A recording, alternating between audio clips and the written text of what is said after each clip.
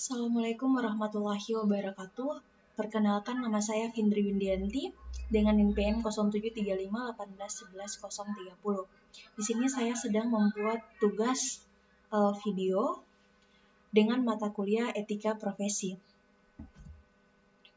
Sebelum masuk ke 10 kode etik yang berhubungan dengan teknologi informasi atau IT, di sini saya jelaskan sedikit tentang apa itu etika profesi. Etika profesi adalah norma-norma, syarat-syarat, dan ketentuan-ketentuan yang harus dipenuhi oleh sekelompok orang yang disebut kalangan profesional. Lalu siapakah yang harus disebut profesional itu? Orang yang menyandang suatu profesi tertentu disebut seorang profesional.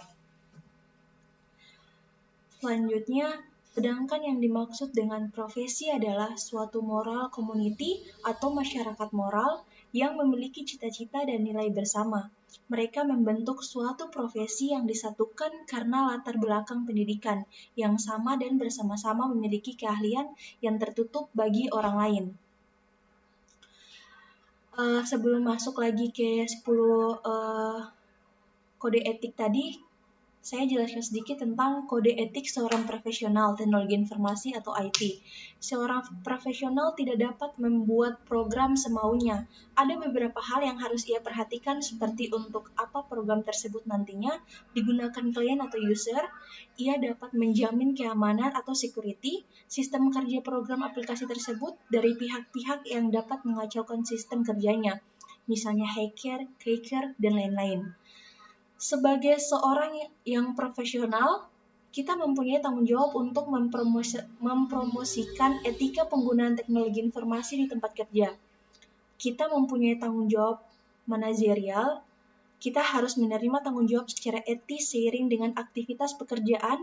Hal itu termasuk melaksanakan peran kita dengan baik sebagai suatu sumber daya manusia yang penting di dalam sistem bisnis dalam berorganisasi. Sebagai organisasi manajemen, sebagai seorang manajer atau pebisnis profesional, akan jadi tanggung jawab kita untuk membuat keputusan-keputusan tentang aktivitas bisnis dan penggunaan teknologi informasi yang semakin mempunyai suatu dimensi etis yang harus dipertimbangkan. Selanjutnya, banyak aplikasi yang peningkatan penggunaan IT telah membuat berbagai isu etika yang dapat dikategorikan dalam 4 jenis. Yang pertama yaitu isu privasi. Isu privasi itu bersifat rahasia, pribadi yang sering disalahgunakan oleh orang lain dengan mereka memonitor email, memeriksa komputer lain, atau memonitor perilaku kerja atau kamera tersembunyi. Yang kedua, isu akurasi.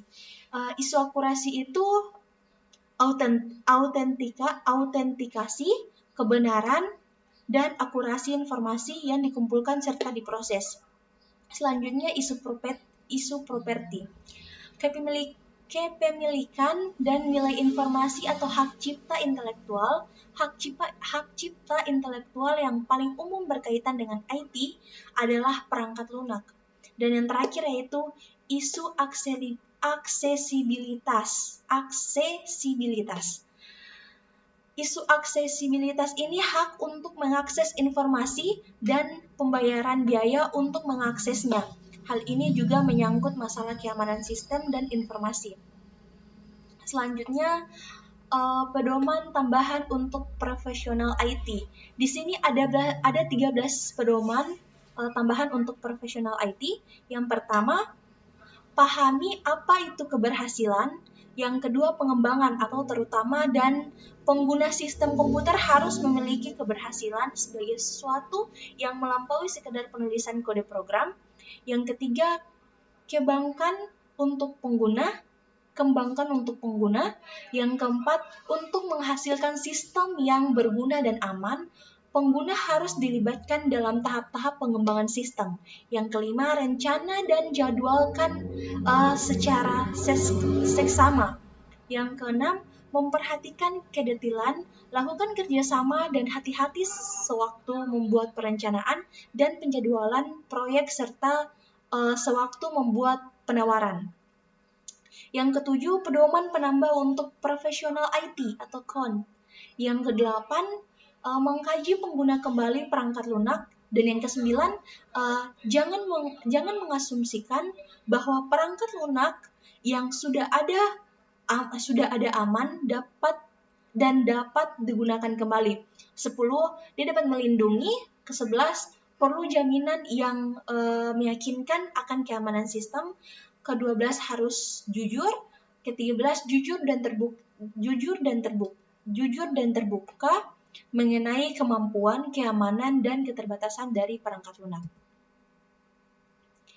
Nah, sekarang kita masuk kepada 10 kode etik dalam menggunakan komputer atau sistem informatika atau sistem informasi. Yang pertama, jangan menggunakan komputer untuk menyakiti, berbohong, dan merugikan orang lain. Dalam menggunakan komputer, kita tidak boleh merugikan orang lain.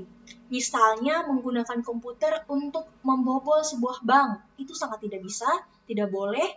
Menggunakan komputer untuk membuat virus, itu juga sangat dilarang.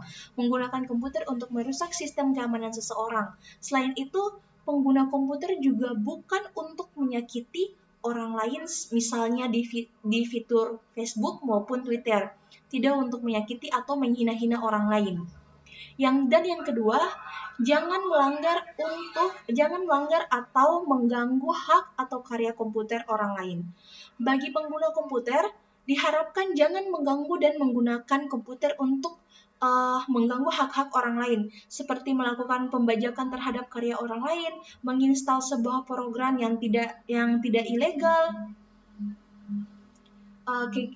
Kegiatan ini bisa dilakukan oleh para hacker dan hacker yang tidak bertanggung jawab. Yang ketiga, jangan memata-matai file-file yang bukan haknya. Memata-matai, mengintai, dan mengambil data milik orang lain yang bukan haknya, sebaiknya hal tersebut tidak dilakukan oleh pengguna komputer karena sangat merugikan orang lain. Untuk kegiatan ini bisa dilakukan oleh para hacker dan hacker yang tidak bertanggung jawab. Yang keempat, jangan menggunakan komputer untuk mencuri.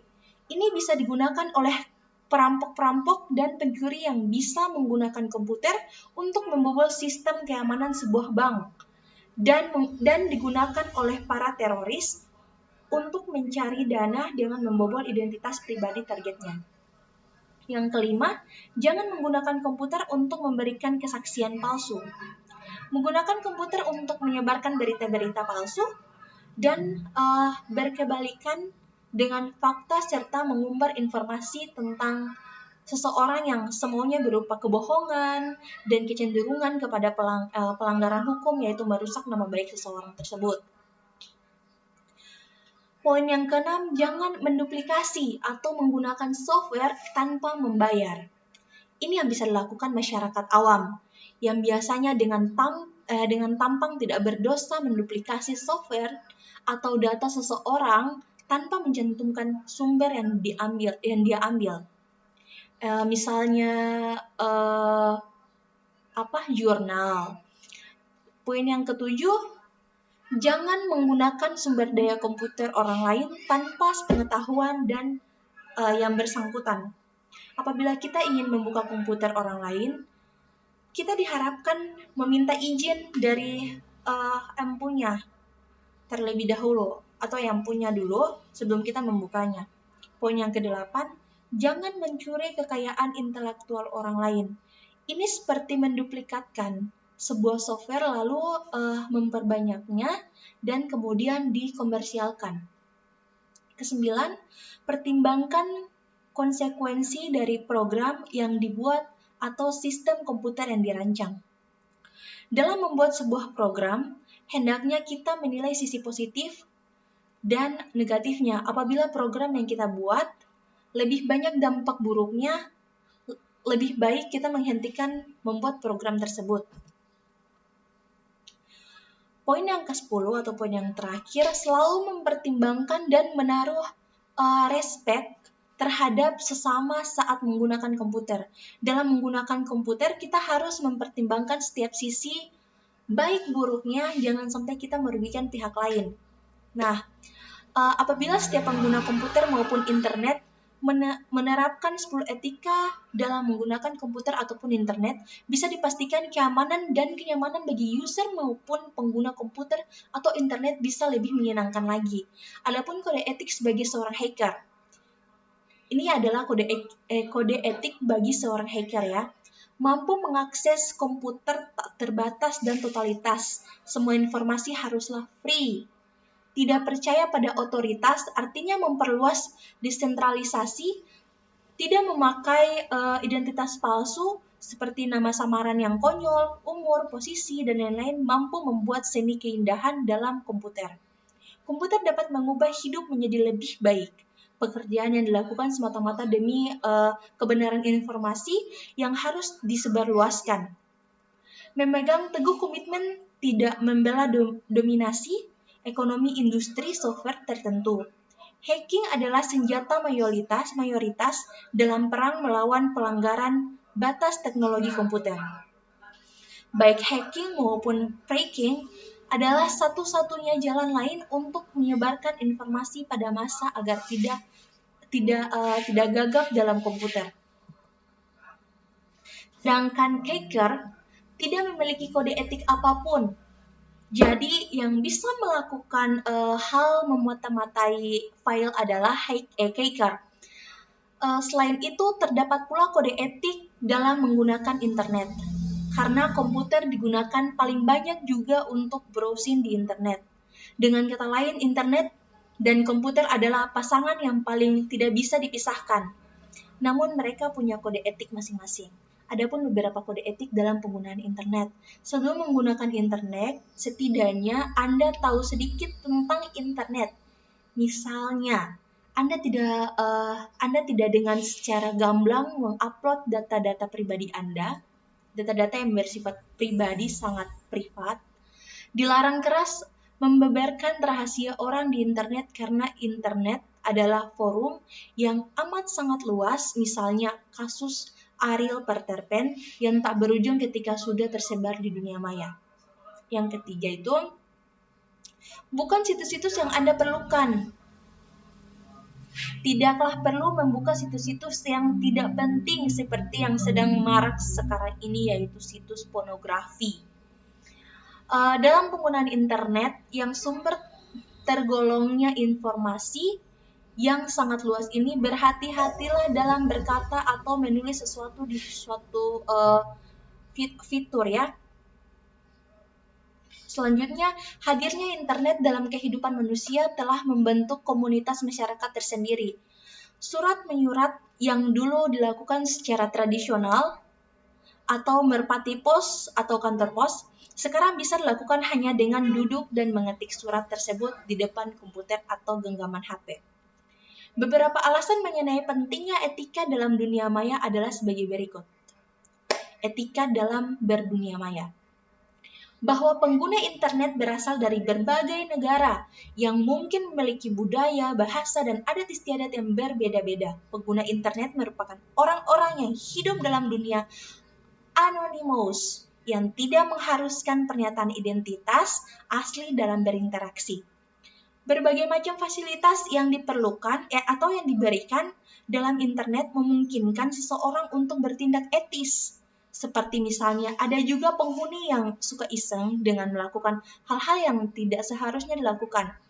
Harus diperhatikan bahwa pengguna internet akan selalu bertambah setiap saat dan memungkinkan masuknya penghuni baru di dunia maya tersebut.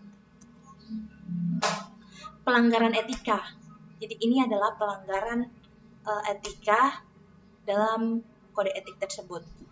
Seperti halnya etika dalam kehidupan bermasyarakat, sanksi yang diperoleh terhadap suatu pelanggaran adalah sanksi sosial. Sanksi sosial bisa saja berupa teguran atau bahkan dikucilkan dari kehidupan bermasyarakat. Demikian juga dengan pelanggaran etika berinternet. Sanksi yang akan diterima jika melanggar etika atau norma-norma yang berlaku adalah dikucilkan dari kehidupan berkomunikasi berinternet. Baik, itulah saja tugas yang dapat saya paparkan. Lebih dan kurangnya saya mohon maaf kepada dosen pembimbing. Saya ucapkan terima kasih banyak. Billahi taufiq wal hidayah. Wassalamualaikum warahmatullahi wabarakatuh.